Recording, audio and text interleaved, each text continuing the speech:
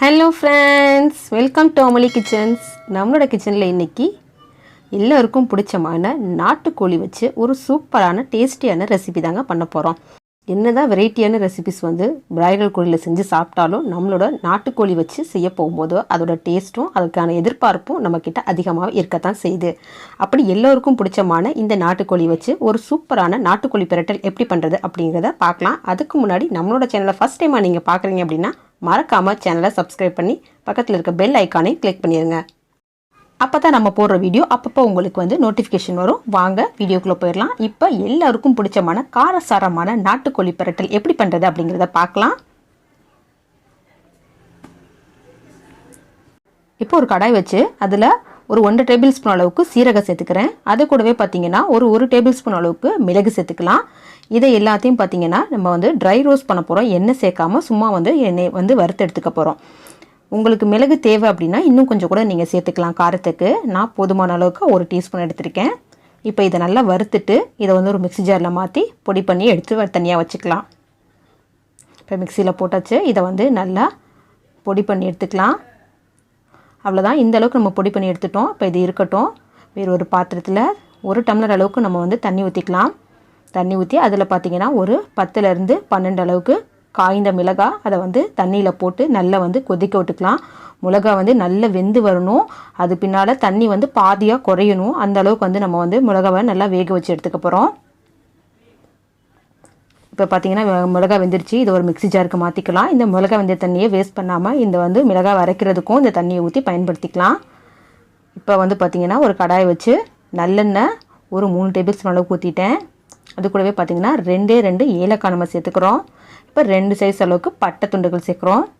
ஒரு அன்னாசிப்பூ, அது கூடவே பார்த்திங்கன்னா பிரிஞ்சி இலை, அதையும் 2ஆக கிள்ளி போட்டுக்கலாம். ஒரு அரை டீஸ்பூன் அளவுக்கு சோம்பு.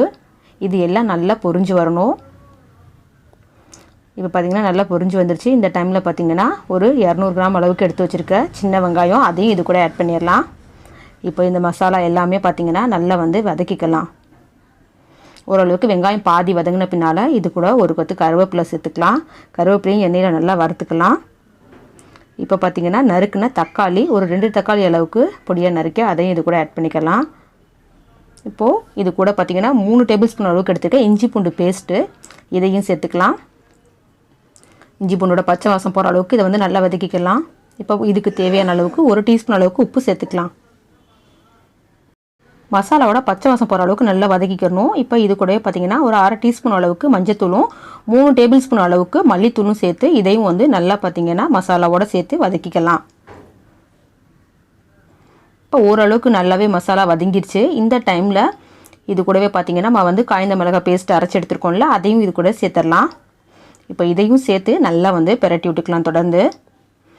இப்போது அரை ஸ்பூன் அளவுக்கு பார்த்திங்கன்னா கரம் மசாலா பொடி, அதையும் இது கூடவே சேர்த்து நல்லா மசாலாவை வதக்கிக்கலாம். மசாலா எந்த அளவுக்கு நம்ம வதங்குறோமோ அந்த அளவுக்கு வாசனை நல்லாயிருக்கும், அது டேஸ்ட்டும் நல்லாயிருக்கும் பார்த்துக்குங்க. இப்போ கறி கழுவி எடுத்து வச்சுருக்கோம் நாட்டுக்கோழி, அதை போட்டுடலாம். இது எல்லாத்தையும் கறியோட மசாலா நல்லா படுற மாதிரி எல்லாத்தையும் நல்லா பிரட்டி விட்டுக்கலாம். இப்போ நான் 1 கிலோ அளவுக்கு நாட்டுக்கோழி எடுத்திருக்கேன். அதுக்கு தகுந்த மாதிரி தான் மசாலா சொல்லியிருக்கேன். இப்போ எல்லாத்தையும் மசாலா நல்லா பிரட்டி விட்டாச்சு. 1 டம்ளர் அளவுக்கு நம்ம தண்ணி ஊற்றி இதை நல்லா கொதிக்க விட்டுக்கலாம். இப்போ மசாலா பார்த்திங்கன்னா நல்லா கொதிச்சுட்டு வந்துட்டுருக்கு. தண்ணி பாதியாக வற்றணும். அது அளவுக்கு பார்த்திங்கன்னா கறி வேகிற அளவுக்கு இன்னும் கொஞ்சம் நேரம் கூட நம்ம டைம் எடுத்து இதை வேக வச்சுக்கலாம். இப்போ ஓரளவுக்கு பார்த்திங்கன்னா நல்லாவே மசாலா ட்ரை ஆயிடுச்சு. இன்னும் கொஞ்சம் கூட வற்றிட்டு வந்தால் நல்லாயிருக்கும். இந்த அளவுக்கு வற்றின பின்னால் இது கூடவே பார்த்திங்கன்னா மிளகு சீரகத்தை பொடி பண்ணி வறுத்து எடுத்து வச்சுருக்கதை இதெல்லாம் ஆட் பண்ணிடலாம். இதையும் மசாலாவோட நல்லா பிரட்டி விட்டுக்கலாம். மிளகு சீரகம் போட்ட பின்னால் ரொம்ப நேரம் நம்ம அடுப்பில் வச்சுருக்கணும் அப்படிங்கிற அவசியம் இல்லை. நம்ம வறுத்து பொடி பண்ணி போட்டனால இதை கொஞ்சம் நேரம் ஒரு பிரட்டி விட்டு அடுப்பை ஆஃப் பண்ணி விட்டுருனா அவ்வளோதான், நம்மளோட நாட்டுக்கோழி பிரட்டல் ரெடி ஆயிடுச்சு. இப்போ இதில் பார்த்திங்கன்னா வாசனைக்காகவும் டேஸ்ட்டுக்காகவும் கொஞ்சமாக கொத்தமல்லி தழை தூவி எடுத்துக்கலாம். அவ்வளோதான், நம்மளோட நாட்டுக்கோழி பிரட்டல் ரெடி ஆயிடுச்சு. ட்ரை பண்ணி பாருங்கள், கண்டிப்பாக உங்களுக்கும் பிடிக்கும். இந்த வீடியோ பிடிச்சிருந்துச்சுன்னா லைக் பண்ணுங்கள், உங்கள் ஃப்ரெண்ட்ஸ் அண்ட் ஃபேமிலி கூட ஷேர் பண்ணுங்கள். மறக்காமல் சேனலை சப்ஸ்கிரைப் பண்ணி பெல் ஐக்கானையும் கிளிக் பண்ணுங்கள். தேங்க்யூ ஃபார் வாட்சிங்.